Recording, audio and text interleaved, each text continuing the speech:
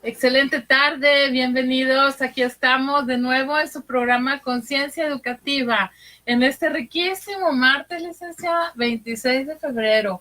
Bienvenida, licenciada Antonia Sotelo. Se nos desapareció un programa. Nada más uno. Estaba en una misión ahí muy importante. Muy especial. Y su servidora, Patricia Ornelas, a sus órdenes. Aquí estamos. Vamos a iniciar con un tema interesante. Tiene mucho que ver, ya que en el programa anterior quedaron bastantitas dudas, licenciada, se lo perdió, pero usted, ¿qué mejor que usted para instruirnos ahora?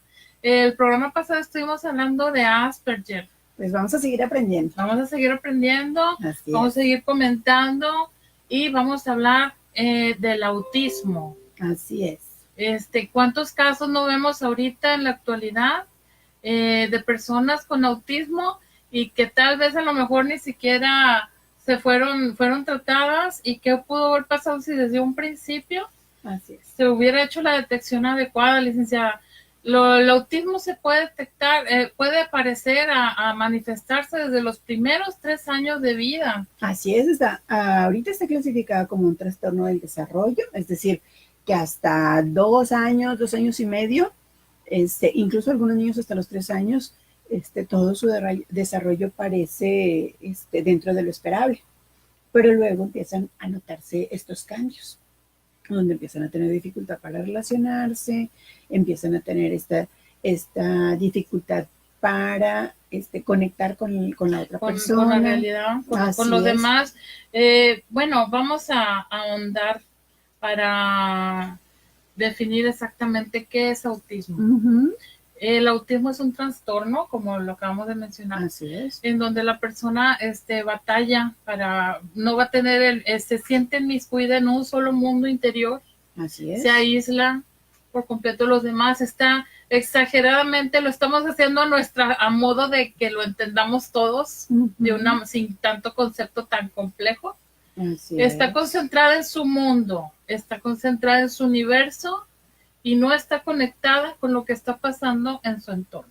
Así es. ¿Es correcto? Así es. Otra de las causas, de las manifestaciones de una persona con autismo es que no se relaciona como uh-huh, los demás de manera, que se nos pueda de una manera más, normal, más.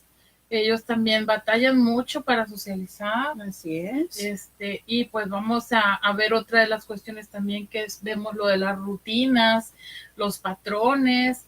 Para ellos es muy difícil que les rompa si tienen que comer a tal hora o si a tal hora se tienen que bañar y no es la hora del baño. Ellos pueden entrar hasta un estado de crisis. Uh-huh.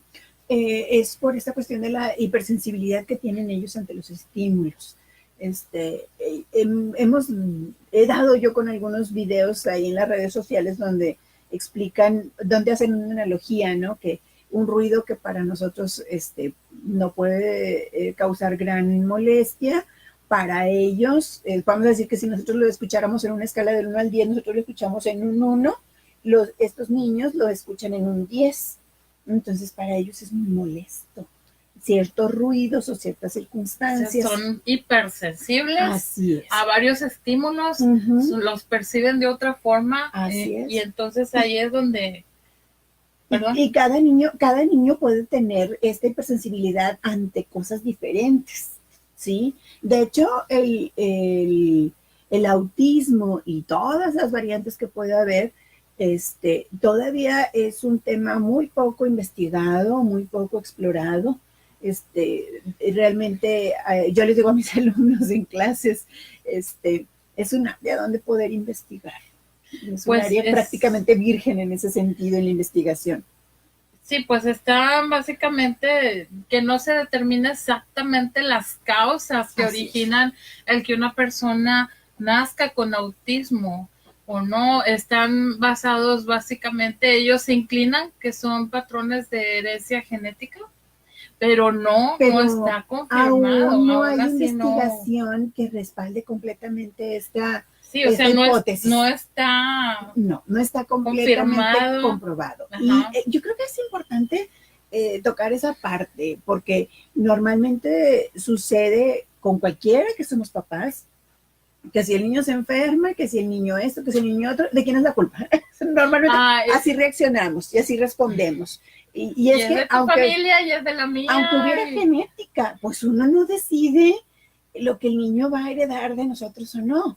Entonces, es importante, para mí siempre es importante ponerlo sobre la mesa porque, es decir, aligera un poquito la carga, porque por supuesto que tener un niño con necesidades especiales o necesidades, condiciones de educación especial es cansado, ¿sí? Y es pesado. Entonces, o sea, además tenemos que lidiar con estas cuestiones de la culpa porque efectivamente como mamás, lo hemos comentado, socialmente a quienes se nos adjudica por roles, el cuidado de los hijos es a la mamá. Entonces, eso implica un peso muy grande. ¿Por qué? Porque implica que tú estés las 24 horas del día disponible para el cuidado del niño. Y entonces, ¿a qué hora eres persona? ¿A qué hora descansas? ¿A qué hora duermes? ¿A qué hora atiendes el resto de tus actividades? Porque no solamente eres mamá, ¿sí? También eres hermana, también eres hija, también eres esposa, ¿sí? También eres alumna, si es que estás estudiando tú también. Sí, pues es precisamente la importancia de la detección para ir poniendo una regulación. Le hace su horario desde que se levanta, qué va a hacer, cómo lavarse los dientes, cómo bañarse, y conforme va pasando los años, conforme va pasando el tiempo, ya deben de estar estrategias desarrolladas de qué va a hacer si a tal hora no puedo tener esta actividad. Así es. Hay diferentes elementos, diferentes herramientas. Unos traen pues su pulserita, cuando van a la escuela traen su pulserita donde traen ahí sus horarios. Si hay maestras de apoyo, en las escuelas pueden diseñar junto con la maestra de grupo diferentes papeletas pegadas ahí con dibujos, porque muchos de ellos inclusive batallan para hablar, no tienen esa comunicación desarrollada y esa base de esos herramientas que se van a ir apoyando, y tienen que sensibilizar al grupo. Tienen que dar a conocer al grupo. Se tiene que hacer una junta con papás del grupo, precisamente con los papás. ¿Por qué? Porque de ahí parte el cómo vamos a orientar a nuestros hijos, alumnos, compañeros, a llevar esa situación de inclusión del alumno con autismo. Así es. ¿Por qué? Porque si fuera nuestro hijo, también nos interesaría que le hablaran a los papás de los demás para enterarlos y para no estar poniendo una barrera en el desarrollo. Claro. Sí. Algunos papás pudiéramos alegar o pudieran decir, ¿no? Pero es que ¿por qué tienen que venir y ponernos al niño down y ponernos al niño autista?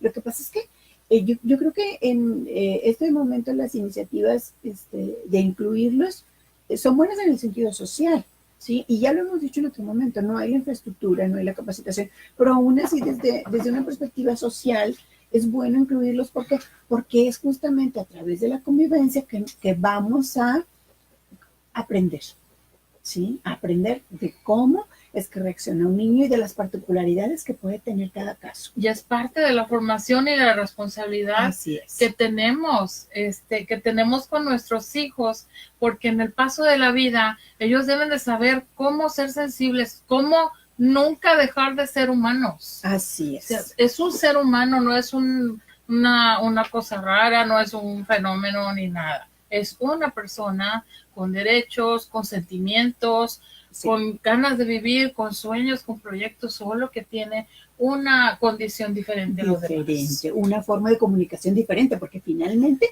sí hay una comunicación, pero es una comunicación diferente. Y hay que recalcar, licenciada, esto no es de que se cure. El autismo no es una enfermedad, es una condición diferente. No se cura porque no es una enfermedad, no está catalogado como una enfermedad. Así es. Es una condición de vida, ¿sí? Y es una serie de síntomas, ¿sí? Entonces, en ese sentido, es que por eso cada caso va a ser diferente, cada caso va a tener sus particularidades. Les decía yo, es posible que un niño sea sensible a una cosa, pero es posible que otro caso no sea sensible a las mismas hasta las mismas circunstancias. Ok, vamos a ver, nos preguntaban ahorita, ¿cómo voy a saber yo que mi hijo tal vez sea propenso, que tenga el trastorno del espectro autista? Algunos de los principales indicios se los voy a leer. En el parvulario y en la escuela hay falta de interés por los otros niños, que lo vemos al niño muy introvertido, muy aislado, fuera de contexto. Niños que no muestran interés por convivir con otros niños, como la mayoría vemos que lo hacen, ¿sí? Y que sabes tú que no tiene algún problema en casa como para estar deprimido, que no tenga, o sea, hay que no confundir las cosas, ¿verdad? Así es, que no tenga esas otras condiciones, porque por ejemplo, si hay mamás que tienen muy claro que como son hijos únicos y se la pasan conviviendo con adultos, normalmente tienen juegos solitarios, pero en estos niños es muy notable el desinterés. Incluso se habla que estos niños, los juguetes, no juegan con los juguetes como lo haría cualquier niño. Ahí vamos a tocar el punto, o sea, el utilizar la imaginación. Por ejemplo, que si traen un carrito, pues que no lo use como si fuera un carrito real, que si están en la gasolinera, que no imagine que está en la gasolinera. Esos son indicios principales en donde él no es capaz de utilizar su imaginación para hacer ese tipo de juego de lúdica. Es otro muy importante indicio. Así es. Estamos hablando de lo que es el juego simbólico. Y así lo describen las mamás. Es que el niño no agarra el carrito como todos para rodarlo y imaginarse que van en carreteras y se las imagina y suben y bajan. Entonces, dicen más bien, pone de cabeza el cochecito y pareciera que lo que le interesa es rodar la ruedita. Sí, y ahí se puede pasar mucho tiempo. Y vemos que es otra área de interés. Así muy es. Diferente a lo que normalmente los demás niños hacen con el carrito. Entonces, en ese sentido, es que los niños tienen una perspectiva diferente de las cosas. Y lo hemos estado insistiendo, ¿no? No es que estén enfermos, es que tienen una perspectiva diferente. Otra cuestión viene aquí, licenciada, no comparten sus intereses, que es lo primero que hacen los niños cuando les interesa algo. ¡Ay, mira, el globo, quiero, mira, maestra, mira! Claro. Y ellos no lo externan, no lo dan a conocer, ni a usted como mamá, ni a los compañeros, ni a los maestros. Así es. Con ellos establece también poco contacto visual, tú les estás hablando y ellos simplemente no te ven, por más que les digas, mírame a los ojos. O da la impresión que quieren a través de ti. Esto a veces angustia mucho a los papás. Es que parece que está mirando a través de mí como si yo fuera un espejo, no hace ese contacto visual conmigo. Eso es lo que reportan las mamás. Entonces, como les digo, es muy claro este cambio de comportamiento. Les decía yo, van normales a los 2 años, 2 años y medio, y entonces empiezan a notar alguna de estas o todas estas diferencias que hemos estado comentando. Entonces vienen las mamás preocupadas, es que ¿por qué está pasando eso ahora? Si antes sí me miraba los ojos, y si antes sí ponía atención, y ahora no, ahora parece que está desconectados. Y marca también, aprovechando aquí, la sonrisa social tampoco la llevan a cabo. Así es. No les interesa caerle bien a nadie, ellos están totalmente inmersos en su universo. Su lenguaje existe, pero es muy literal. ¿Qué quiere decir esto, licenciada? Pues que no entienden ellos el doble sentido. El bromear con ellos no es algo que se dé.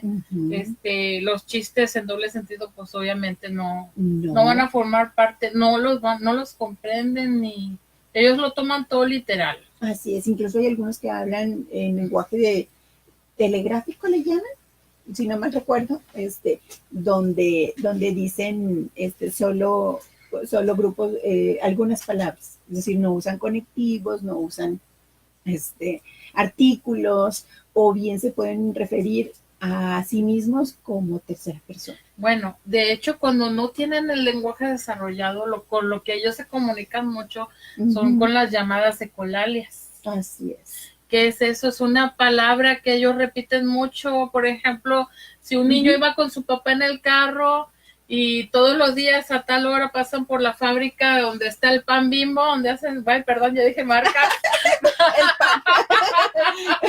donde hacen el pan y huele bien rico. Sí, el de ahí de Félix Gómez, sí.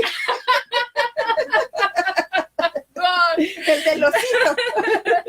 Eso ya lo manifiesta él como que, ay, son las 8:30, porque esta hora huele rico, porque siempre a esa hora están horneando el pan y huele rico. Cuando él tenga antojo del pan, él va a decir, vamos a suponer que es ahora papi Bimbo, o papi pan, y es lo único que va a manifestar, es su forma de papi pan, papi pan, papi pan. Y cuando tenga hambre, papi pan, pues, ¿qué es eso, verdad? Y ahí empieza a manifestar, él se quiere comunicar, pero no tiene el contexto armado como los demás lo arman. Así es, no logra desarrollar esa capacidad para conectar con la necesidad interior que él tiene y poderla externar. O incluso, otra de las cosas que sucede con las mamás que vienen y nos dicen, es que yo le pregunto al niño, ¿tienes hambre? Y él repite, ¿tienes hambre? Sí, pero en realidad no me contesta. Yo no logro saber si él tiene hambre, no logro saber si él se quiere dormir, porque le pregunto, ¿quieres dormir? Y él me vuelve a repetir, ¿quieres dormir? Pero así, tal cual. Esto es lo que tú llamas ecolalia, que repite tal cual, yo le pregunto. Entonces pareciera que solo reproduce lo que escucha. Entonces, por eso hablamos de esta desconexión, porque no logra integrar esta necesidad que él tiene con lo que le está demandando el mundo que lo rodea. Estábamos también mencionando sobre lo que es, cómo perciben ellos en cuanto a lo táctil. Unos son demasiado o muy poco tolerantes o nulamente tolerantes a que los toques, a que los abraces, ya no digamos que les des un beso, porque hay que tener mucho cuidado si no se ha desarrollado bien y se desesperan los papás, es comprensible, porque pues papá y mamá lo que más quieren es abrazar a tu niño, sentir un abrazo de ellos, o sea, y es frustrante, y tienes que explicarle a papá, mamá, que no es que no los quieran. No es que no los quieran, simplemente para ellos eso no es cómodo, no lo sienten necesario. No lo toleran, porque decíamos, ahí está hipersensibilidad, ¿sí? Que decíamos que puede ser auditiva, puede ser táctil, puede ser visual, puede ser por cualquiera de las vías auditivas. Así es, puede ser por cualquiera de las vías que percibimos esta hipersensibilidad. ¿Sí? Hay un video en internet, bueno, si ustedes se meten pueden checar varios de cómo entran algunos chiquitos en crisis, van y no toleran que las puertas estén abiertas y tiene que ir cerrando van por el centro comercial, y si no ve que la puerta está cerrada y va y la quiere cerrar, hay que crear un mecanismo de regulación, que se lleven un cojín, que se lleven un peluche, una zona de confort en casa, una esquinita en donde cuando él siente que va a salir de control, ahí ellos se van a refugiar. Lo mismo se hace en las aulas de clase. Así es. Hay quienes traen sus audífonos, estos que logran tocar, tapar las orejitas por completo, y traen alguna música que al niño le guste. Algo que a ellos los relaje. Así es. Entonces, si no es nada sencillo, no es nada sencillo, pero no es imposible, y sí pueden desarrollar su vida. Así es. No, tampoco se piensen que no van a tener vida, sí llegan a tener vida. Claro. Yo creo que estos niños, como cualquier otro hijo, se vuelven un reto, porque les digo, nadie nos enseña que tenemos que aprender a ser papás, ¿sí? Entonces, estos niños de algún modo, con sus conductas, con sus sensaciones, nos exigen que nos capacitemos, si podríamos expresarlo en ese sentido, ¿no? Porque si como papás también estamos desconectados de la necesidad que el niño tiene, y yo no logro conectar con las formas en que él se comunica, entonces sí vamos a tener un caos.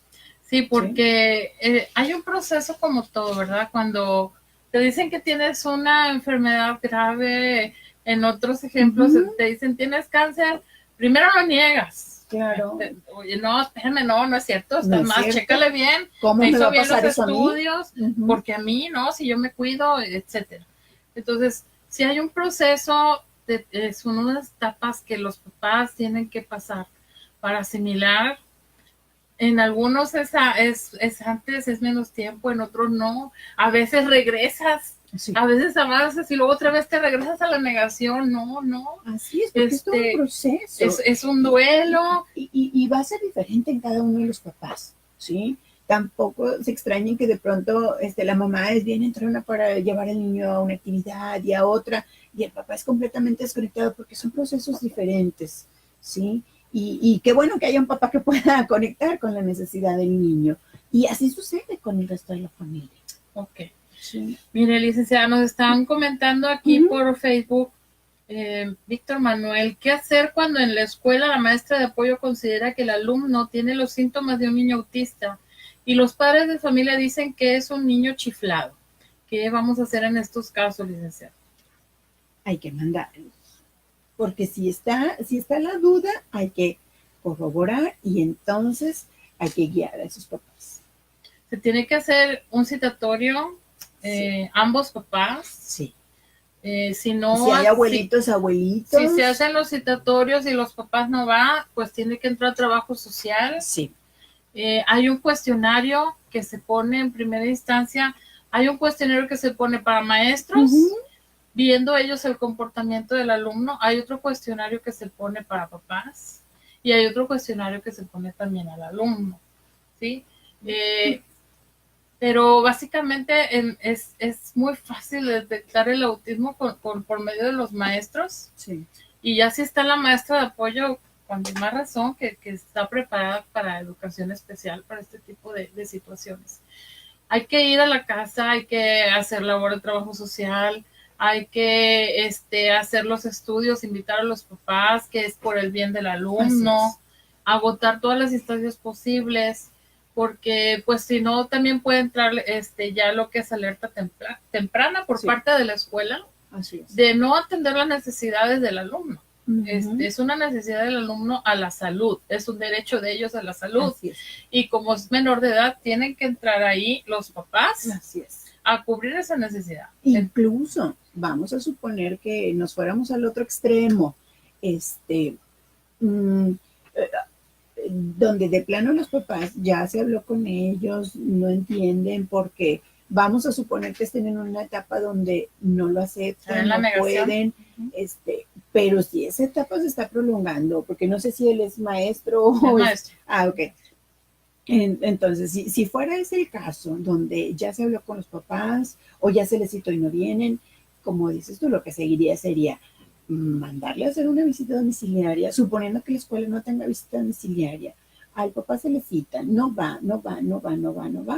Incluso la escuela tiene obligación legal de reportar la situación al DIF. Es cuando entra alerta temprana. Así Ellos tienen un código, un manual de alerta temprana para diferentes situaciones. Así es, porque esto, lo que está sucediendo es que los papás están teniendo una conducta negligente, así se le llama, tal cual, a la situación de no proveerle los servicios de salud que el niño necesita. Es decir, en este momento el niño necesita una valoración ¿para qué? Para darle el trato que necesita.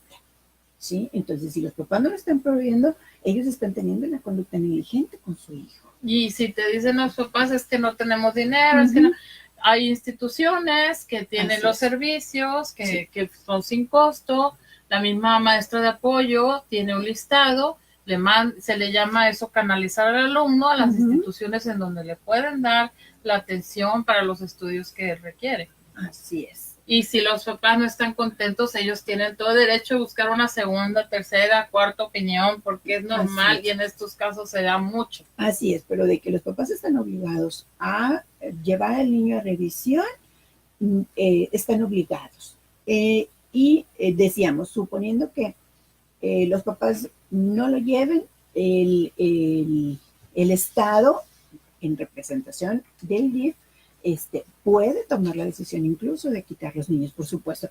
Desafortunadamente, y digo desafortunadamente, no tenemos unas políticas públicas que sean tan efectivas, pero sí puede llegar a suceder la situación. Entonces, si el niño no es atendido, el DIF sí los puede recoger. Pero, por ejemplo, en algunos casos y en algunas primarias, a veces esa llamada de atención es suficiente, de decirle, a mandarle otra cara a la mamá, de decir, bueno, como ustedes no han venido, entonces nosotros vamos a referir el caso al DIF, y la mayoría tienen la idea de que, no, si viene DIF, van a quitar a mi hijo, entonces sí, van y lo atienden, entonces sí van y se mueven, sí.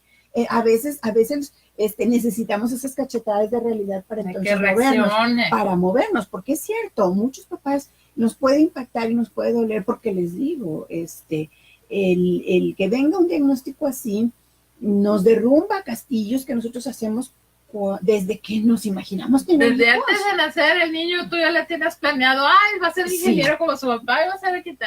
Sí, calma, va a ser médico X, Y, Z, ¿no? Entonces, cuando esas cosas chocan con la realidad, vienen muchas emociones, viene un duelo, vienen muchas emociones que hay que trabajar con ellas. Y a veces las personas, lo más fácil para enfrentar esas situaciones es sacarles la vuelta, darle la espalda.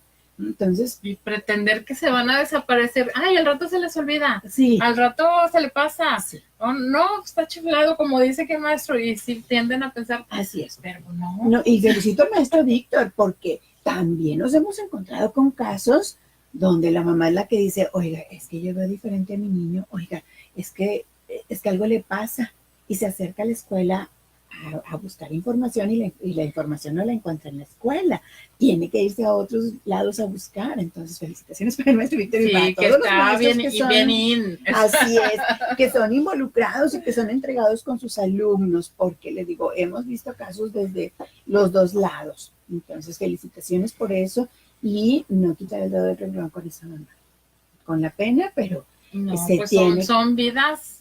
Así si nosotros estamos ahí presentes, no podemos estar solapando negligencias. No. Porque te vas a ir con la conciencia de qué hiciste tú. Claro. Tienes que estar, hacer lo más posible, porque él tiene derecho a vivir, y a vivir de una mejor forma. Así es poder poner en perspectiva al niño como una persona, no como un objeto. Cuando nos permitimos ser negligentes, seamos papás, seamos compañeros de escuela, seamos terapeutas, lo que seamos, cuando nos permitimos ser negligentes, dejamos de ver al niño como persona y lo empezamos a ver como un objeto, ¿sí? Y es peligroso eso. Como números de lista nada más. Así es. Dejamos de verlos como personas para verlos como una cuchara, un vaso, un plato al que puedo llevar y mover y dejarlo y desatenderlo.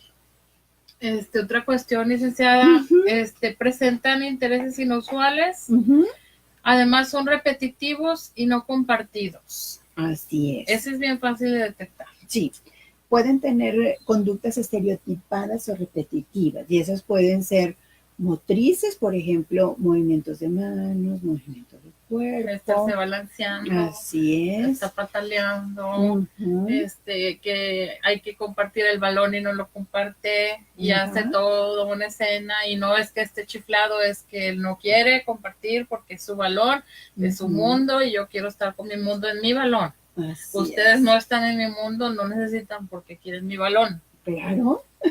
Entonces, ese está bien sencillo. Y cuidado con esas conductas, porque como les digo, por cultura, lo más fácil es, el niño no comparte, la nalgada. El niño no quiere, la nalgada. Entonces, cuidado con esas cosas, porque imagínense que tenemos este niño en esta perspectiva, donde es hipersensible, donde no tiene esta posibilidad de poderse conectar con lenguaje para poder expresar su necesidad. Imagínense que, además de toda esta dificultad que él tiene, lo que recibe es un castigo físico. Y ya pues no va a decir nada, ni va a externar nada. Claro. Porque lo único que recibe es agresión. Así es. Entonces, lejos de estar aportando, estamos restando a la situación del niño. Ay, licenciada, yo estoy bien angustiada. Sí. Es que yo me imagino. Es un tema difícil. Me imagino en el papel de mamá, y dices tú, ¿a dónde corro? Sí. Simplemente hay instituciones Ujú, que atienden a personas con autismo ujú. y hay instituciones que guían y preparan a papás con hijos con autismo. Así es. Aquí en Monterrey Aquí Arena es una hay, organización impresionante este, con servicios de alta calidad, este, pero por ejemplo, si vives fuera de del área metropolitana, ahí sí no sé qué otras pues instituciones puede hay un haber. grupo también Pero, se llama Autismo Monterrey, búsquenlo en Facebook. ujú, Ahí también pueden recibir diferentes orientaciones, hay cursos, ujú, algunos tienen costo, otros no tienen costo. Eh, busquen, si hay, busquen métanse a la página de gobierno del estado si gustan. Necesito cursos de autismo y les va a enviar un listado de qué instituciones, qué así es. horarios, qué costos. No se sientan solos. Afortunadamente, les digo, tenemos mucho acceso a información y la información es una compañera en ese sentido, entonces siempre hay que movernos. Incluso hay papás que se cambian de ciudad para poder accesar a servicios. Y como les digo, siempre va a implicar un reto, por supuesto que siempre va a implicar un reto, pero díganme qué situación en esta vida no implica un reto. Simplemente el hecho de levantarte tú en las mañanas a cierta hora y cumplir con rutina, eso es un reto. Entonces, en ese sentido también, eh, si estamos en esa etapa donde es que qué difícil, porque a mí, porque tú eres, pongámoslo desde esa perspectiva. Para todos es un reto cada día, ¿sí? Entonces, a seguir echándole ganas a buscar dónde atender a nuestros Y hijos. que la familia esté informada, licenciada. Así es. Porque el principal entorno en el que él tiene que aprender a convivir es en la familia. Y mucho del apoyo tiene que venir desde el núcleo familiar, primos, tíos, la comadre, el Sí. contexto, el que hay que irle ampliando poco a poco ese entorno a los muchachos, a los chicos, para que ellos vayan aprendiendo cómo van a irse desenvolviendo. Ujú. Pero sí, pues La aceptación es un muy buen paso para que el niño se empiece a integrar. hay grupos donde Sí, conviven puros chicos con autismo sí. y hasta es terapéutico para las mamás y para los papás porque ahí Ujú, comparten sus experiencias. Es que me pasó esto en la escuela, es que con mi mamá me pasó el otro y luego ujú, lo llevé a la tienda. Es terapéutico y ellos aprenden también a convivir con los demás a su manera. claro. Es increíble que hasta en los grupos de WhatsApp ellos también atienden cómo comunicarse. Sí. Eh, bueno, Se vuelven redes de apoyo los exacto. grupos, porque de pronto cuando nos encontramos con la situación y nos imaginamos así, que Solos, nosotros estamos desolados. solos y somos los únicos que tenemos ese problema, y somos los únicos que sufrimos por esas situaciones, pero cuando convivimos con gente que tiene situaciones parecidas, nos podemos dar cuenta que hay quien tiene situaciones más difíciles que nosotros y eso a nosotros eso nos sirve como un escaloncito para poder seguir sobresaliendo a la situación. Y también mi experiencia va a favorecer al otro. Así ¿Sí? es Sí, retroalimentación y ves los logros que han tenido los demás. Entonces, sí te motiva. Por eso les digo, es muy terapéutico, búsquenlos, no se sientan solos. Y pues bueno, ¿qué más podemos agregar? Ya ni siquiera mandamos a corte, licenciada. le Está seguimos. bien extenso el tema y eso que solo estamos viendo por encimita, o sea, Sí, sí. Este, bueno, pues ¿con qué más seguimos? Eh, pues básicamente estos son los, las conductas que son más fáciles de observar. Ahora, el otro tema es, eh, decías, ¿a dónde corro? Bueno, pues lo primero es hacer una evaluación neurológica, ¿sí? Nos podemos encontrar con un psiquiatra, con un neurólogo pediatra, ¿sí? Que lo que va a hacer es recabar toda esta descripción de conductas, ¿sí? Y nos va a ayudar a dar un diagnóstico. Ahora, ¿para qué me va a hacer un diagnóstico a mí? Como papá. Una, saber qué situaciones es la que está viviendo mi hijo para entonces yo empezar a aprender cómo es que puedo manejar, ¿sí? decíamos estas cuestiones, bueno, si mi niño es hipersensible al ruido, bueno, empezar a observar, empezar a hacer un registro de qué tipo de situaciones son las que, por ejemplo, si él le molestan y en qué grado pueden llegar a hacerlo perder el control, porque justamente una de las situaciones con las que es más difícil lidiar es justamente esto, donde ellos les lastima tanto este ruido que empiezan a alterarse, ¿sí?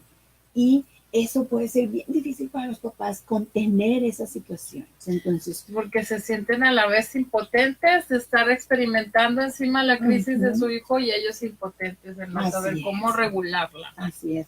Y como les digo, no, y la verdad es que honestamente, no me vas a negar, pero tú eres mamá, yo soy mamá, que cualquiera nos da muchísima pena que nuestro hijo empiece a hacer así un berrinche en un centro comercial donde haya más gente y que todos nos empiezan a mirar así de que qué está pasando. Quiere uno desaparecer en ese momento.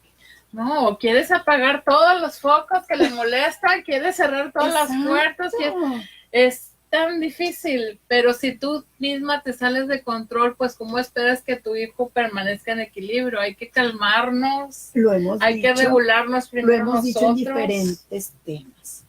Es súper importante que nosotros como adultos podamos mantener el control. Eso es punto clave. Es punto clave, porque los niños nos perciben, es decir, nosotros eso les contagiamos. ¿Sí? ¿Cuánta razón en esas palabras? Sí. Esto de que decimos, es que ¿qué vibra traes? Pues como le quieren llamar, es la emoción, y la emoción por supuesto que se contagia. Entonces, si yo como mamá trato de mantenerme tranquila y trato de mantenerme en control, eso es lo que mi hijo va a percibir. Y más fácil él también va a poder entrar en control, ¿sí? Obviamente yo acompañándome, ¿sí? Muchos papás aprenden, por ejemplo, esto, a cargar sus audífonos, o esto de, bueno, en el momento en que el niño se empieza a alterar, se retiran, lo llevan suavemente, pero firme, se retira. Lo llevan a donde pueda calmarse, se calma, vuelven a regresar, está tranquilo el niño, se vuelve a alterar, se vuelven a salir, ¿sí? Empiezan a aprender estas rutinas, estas estrategias. Y poco a poco ellos ya, sin necesidad de sus papás, conforme van creciendo, ellos mismos las van a poder implementar. Así es. Decías, algunos niños, también los papás les implementan los grupitos de tarjetas, ¿sí? Donde el niño logra dar un aviso antes de que pierda el control, señala la carita de enojado, ok, vámonos, ¿sí? Y se retiran antes de que el niño empiece a perder el control. Ahora, otra de las dudas muy frecuente con los papás es que ¿por qué algunos niños sí toman medicamento y por qué algunos no? Esto lo van a decidir el médico junto con los papás, porque hay papás que deciden no medicar a sus niños, ¿sí? Pero porque también encuentran con que ellos logran controlar otras variables. Por ejemplo, hay algunos papás que lo que modifican son los hábitos de alimentación. Les dejan de dar harinas, les dejan de dar ciertas alimentos que en su cuerpo funcionan como estimulantes, ciertos colorantes. Cabe destacar que ahí va a depender de cada exactamente. Y qué bueno que solo con el hecho de que ellos modifican ciertas cosas de la alimentación, con eso logran adaptarse a su vida cotidiana. Pero hay niños que no. Hay niños que incluso pueden golpear, pueden empujar. Entonces, ahí en ciertos casos sí es adecuado o deseable o da buen resultado administrar ciertos medicamentos para poder hacer más llevadera la vida cotidiana. Que esté en un equilibrio más. Así es, porque lo hemos insistido. Cada niña va a tener sus particularidades, ¿sí? Y sí, hay niños que efectivamente tienen conductas disruptivas muy fuertes, es decir, que si golpean, imagínense, o sea, el niño va creciendo y va creciendo, la fuerza es diferente. Yo no sé por qué los niños que tienen condiciones diferentes tienen una fuerza física impresionante. Pues es que siento yo, licenciada, que acumulan toda esa impotencia, toda esa energía, toda esa frustración y pues yo no ahí sé, las digo, cargan en en los el hospitales trancazo. psiquiátricos es impresionante cómo los pacientes tienen una fuerza, o sea, Sí, que no va de acuerdo, y que no va de acuerdo incluso con su físico, de verdad. Por alguna razón así sucede. vamos a Ujú. mandar saludos por aquí, licenciada. Sí, claro. Borreguita hermosa, Reynosa, nuestra fan de Conciencia Educativa. Gracias por seguirnos. El maestro Víctor Manuel, que ya intervino con una pregunta muy importante. Hasta Chicago, Rosa Ponte Carton. Y pues bueno, recordarles que estamos en vivo desde la Universidad Pedro de Gante.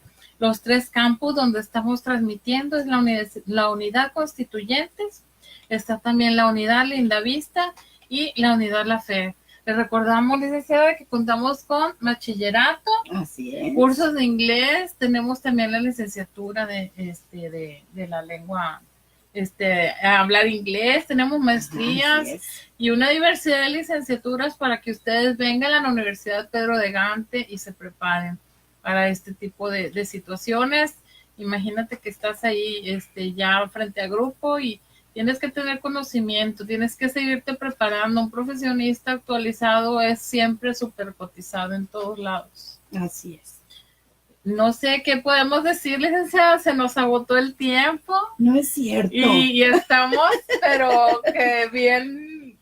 De verdad, se me fue el tiempo como si nada, de verdad. Bueno, pues entonces yo creo que ya podemos cerrar. Esto último que dijimos, incluso está tipificado en el DSM, la última versión que es el 5, que es la clasificación de los trastornos mentales, y está clasificado aquí. El trastorno autista puede tener 3 niveles de severidad, es decir, estos que decíamos que son pacientitos que necesitan ayuda, pacientitos que necesitan ayuda notable y pacientitos que necesitan ayuda muy notable. Por eso estas dudas de pronto entre los papás de, bueno, ¿por qué hay algunos que sí toman medicamento? ¿Por qué hay otros no? ¿Y por qué no todos son iguales? Bueno, porque cada uno va a tener sus particularidades. Aunque tengan un mismo diagnóstico, pueden tener diferencias en cuanto a su evolución y pronóstico. ¿Sí? Entonces, con eso cerramos. ¿De acuerdo? Pues bueno, quedan ahí las redes sociales para si tienen alguna otra inquietud. Y pues, lo queremos, pero ya nos tenemos que despedir. Ni modo. Ya viene el otro programa. Quédense con la programación de la Universidad Pedro de Gante, temas variados para todas las edades, para todos los gustos. Agradecemos, licenciada, su presencia aquí, muy valiosa como siempre. Sé que nos quedamos cortos, pero bueno, el siguiente programa, Destino Fama, no se lo pierdan, va a estar padrísimo. Y pues se despide usted su humilde servidora, Patricia Ornelas, y nos vemos el próximo martes. Excelente tarde. Ay, no pusimos música.